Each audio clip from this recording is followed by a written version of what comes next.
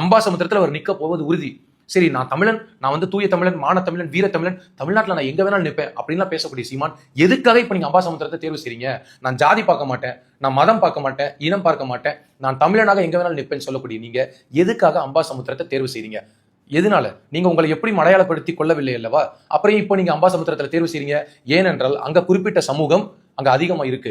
அந்த சமூகத்தை சார்ந்தவனாக சீமானை ஒரு சில பேர் பார்ப்பதனால அந்த இடத்துல போய் நம்ம நின்னா ஜெயிச்சிடலாம் அப்படின்னு அங்க போறாரு. முதன் முறையா போட்டியிடும் போது கடலூர்ல போய் நின்னீங்க, அங்க ஒரு கதை சொன்னீங்க. அதுக்கப்புறம் திருவெட்டூர்ல நீங்க அங்க ஒரு கதை சொன்னீங்க. அதுக்கப்புறம் சொந்த தொகுதியில நிக்கலாம்னு சொல்லி காரைக்குடியில நீங்க அங்கேயும் ஒரு கதை சொன்னீங்க. இப்ப அம்பாசமுத்திரத்துல போய் நிக்க போறீங்க, எப்படியாவது ஜெயிச்சிடலாம் அப்படின்னு அங்க போய் நிக்கிறீங்க. அம்பாசமுத்திரத்தில் அண்ணன் சீமா நிற்கிறதுல உனக்கு என்ன பிரச்சனை? அவர் திராவிட கட்சிகளின் பொது வேட்பாளர் கிடையாது, பொதுமக்களின் பொதுவான வேட்பாளர். சரியா?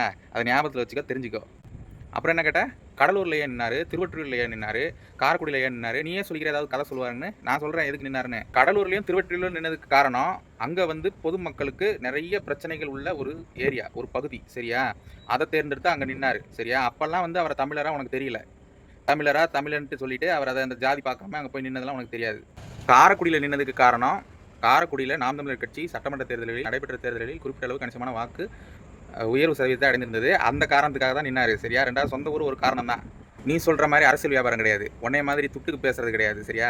துட்டை வாங்கி ரூட் மாஃபியா அந்த 5 நாளைக்கு தான் பேசணும்னு சொல்லி ஒரு ஸ்கிரிப்ட் கொடுக்குறாங்களா, அதை ஒப்பிச்சுக்கிட்டு பற்றியா ஒரு ரூமில் உட்காந்து 9000 ரூபா மைக்கு போட்டுக்கிட்டு கேமராவில் நல்லா அப்படியே சொல்லுது, நல்லா அயன் பண்ண சொக்கா போட்டுக்கின்னு மெதுவாக அப்படியே நீட்டாக மரியாதையாக பேசுகிற மாதிரி நீ அவதூறை வந்து உள்ளே ஏற்றிக்கிட்டே இருப்ப. அதை மக்கள் வந்து நம்பணும். அப்படி தானே? இடைத்தேர்தல் அம்பாசமுத்திரத்துலேயும் தானே வருது. எங்கே வேணாலும் நிற்கிறதுக்கு உரிமை இருக்குல்ல தமிழனா? அம்பாசமுத்திரத்திலேயே நிற்கிறாரு, உனக்கு வந்து தனியாக சோர்ஸ் வந்து உனக்கு கதை கொடுக்குறாங்களா? ரூட் எழுதி கொடுத்த கதையை ஒப்பிக்கிறேன்னு சொல்லு. சரியா? அவர் எங்கேனாலும் நிற்பார், அது அவரோட உரிமை. அதை வந்து பேசுறதுக்கு உனக்கு தகுதி கிடையாது. சரியா?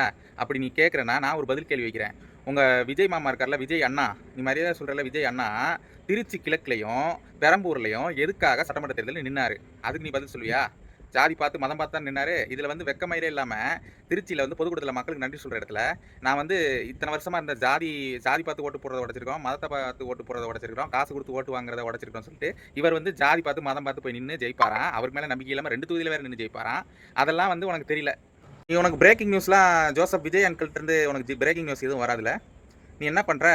ஜோசப் அங்கிள் இருக்கார்ல, அவர் எதுக்கு திருச்சி கிழக்குலையும் பெரம்பூர்லையும் போட்டிட்டாருங்கிறது பிரேக்கிங் நியூஸ் வந்து வாசிக்கிறேன். அதுக்கப்புறம் நாம் தமிழர் கட்சிக்கு வந்து பிரேக்கிங் நியூஸ் வாசி. சரியா?